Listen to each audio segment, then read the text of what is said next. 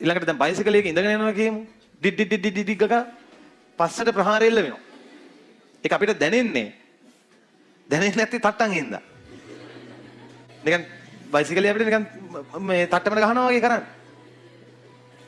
CCTV bus අම්මෝ දැඩි ප්‍රහාරය එල්ල වෙනවා. දැන් ඔය මේ තට්ටන් වල ඒ වගේත් මේද තමයි සමහරවිට මේද නෑ වගේ හිතෙනවා නිකන් දැක්කම. ඒත් මේද සංචිත වෙලා තමයි සමහර අයගේ අධිකම මේද සංචිත වෙලා අපේ හැමයි අස්ති අතර මොනවා හරි දෙයක් තිබ්බේ නැත්තම් මේ කම්පණයෙම දරන්න. එල්ල වෙන සියලු පහර ඍජුව සමෙන් යන්නේ ඒ පහරේ බලය දරන්න වෙන්නේ සමෙන් පස්සේ කාටද? අස්තියට. මම කෙලිම කැඩිලා අනිතරම එන කැතට ඉඳී හිමුණා නම් එහෙම අපි. නිකන් ඇටසැකිල්ල වගේ වෙනවා. ඉතින් වෙලාවට එහෙම හිටියේ නෑ. අපේ ඇඟේ මේ චර්මයට යටින් අන්න හම්බෙනවා අර අදස් චර්මීය මේදස්තරය. දැන් මේක වැඩි වුණාම තමයි අර ජොල් කියලා කියන්නේ. දැන් මේව ගහපුවාම දියරලි නගමින් යනවා මේක. එතකොට දැන් මේ අපේ වුණත් මේ බඩවල් බඩක් ඉදිරියට නිරාගෙන ඉන්නේම පේශී වැඩි වෙලා සම්බන්ධ පේශී වැඩි වෙලා අපිච්ඡදය වැඩි වෙලා එහෙම නෙමෙයි. බඩ නිරන්නේම ඒ බඩේ හැමට යටින් තියෙන මොකක් වැඩි වීමද? අදස් චර්මය. දැන් ඔය ගැහණු ළමයින්ගේ අදස් චර්මීය මේදස්තරයේ මේද සංචිත වීම මේද වල ඔය කාර්යභාරය ටිකක් වැඩි. ඒ නිසා ගැහණු ළමයි උපතින්ම ඒගොල්ලන්ගේ හැමට යටින් තියෙන අදස් චර්මීය මේදස්තරයේ මේද තැම්පත් වෙන ප්‍රමාණය සංශ්ලේෂණය වෙන ශීඝ්‍රතාවය වැඩි. පිරිමින්ට වඩා. ඒ නිසා පිරිමි අයගේ හැමක් අල්ලපුවාම දැනෙන ගොරෝසු මහ කටෝර ගතිය.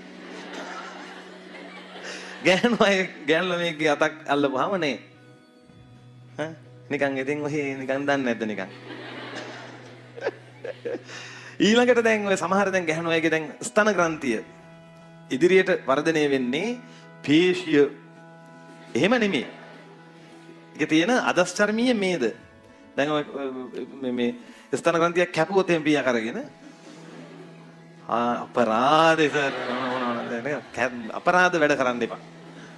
පියා කරගෙන අපි මෙහෙ කැපුවා කියන්නේ. කහ පාටට අර මේදය නිකන් වමනේ වගේ එළියට එනවා. එතකොට ඔය රාගේ නේ. දැන් ඔය ඇඟක් ඇත්තටම දැක්කොත් ඒ සංඥාව පා වෙලා යනවා. හරිද? දැන් ඔය ශිෂ්ණයක් එහෙම කැපුවොත් ගත්ත කැපුවා. ඔය චූටි කජුලෙල්ලක් වගේ. ඇතුලේ කුහර තියෙනවා ඒවට ලේ පිරෙන්නේ. එතකොට ශිෂ්ණයක් ඇතුළ දකින්න පුළුවන් වුණොත් ඒ රාගී සංඥාව පිහිටන්නේ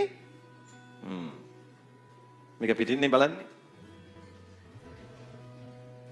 දැන් ඔය මේ තට්ටන් වල ඒ වගේත් මේද තමයි සමහරවිට මේද නෑ වගේ හිතෙනවා නිකන් දැක්කම.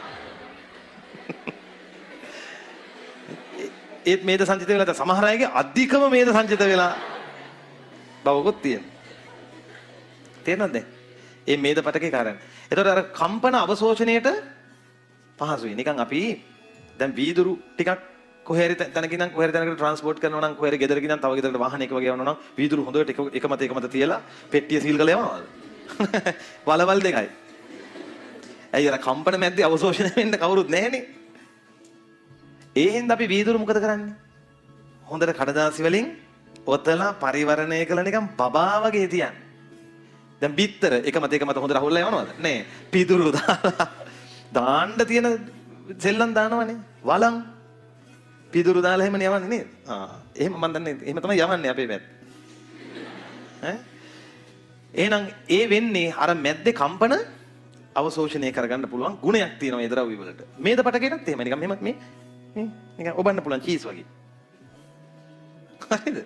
ඒතර අන්නේ මේද පටකේම සමහරවිට හෘදේ වටේටත් තියෙනවා. මොකද හෘදය කියන්නේ මෙහෙම නිතර මේ සංකෝචනය හිල්වීම වෙන එකක්නේ. ඒතර එයාට අර ඝර්ෂණයේ හින්දා වටෙන් හානි වෙන්න පුළුවන්. මේද පටකෙන් ඔතපුවාම ඒ ඔක්කොම දැනෙන තෙරපුම ඔක්කොම අවශෝෂණය කරන්නේ හෘදේ නෙමෙයි මොන පටකේද? මේද පටකේ විසින්. දැන් වෘක්ක මෙතන තියෙන්නේ. පිටටනේ ගහන්නේ සමහරව.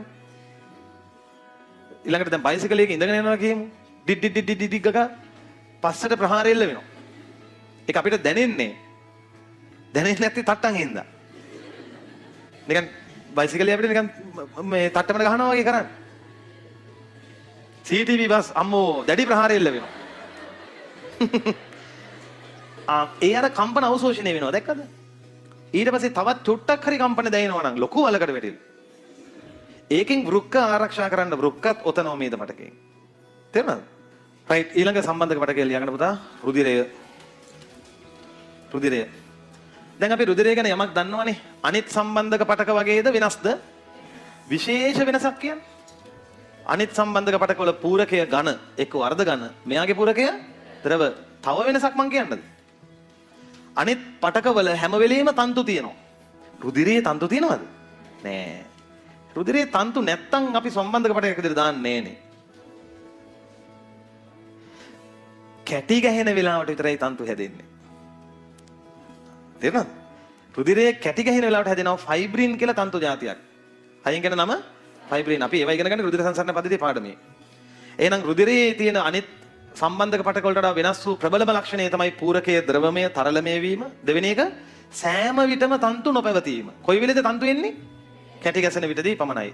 තුන්වෙනි ප්‍රධාන වෙනස මේ සියලුම සම්බන්ධක පටකවල පූරකය මෙන්ම තන්තු ප්‍රෝටීන සියල්ල ස්‍රාවය කරන්නේ මොන වගේමද?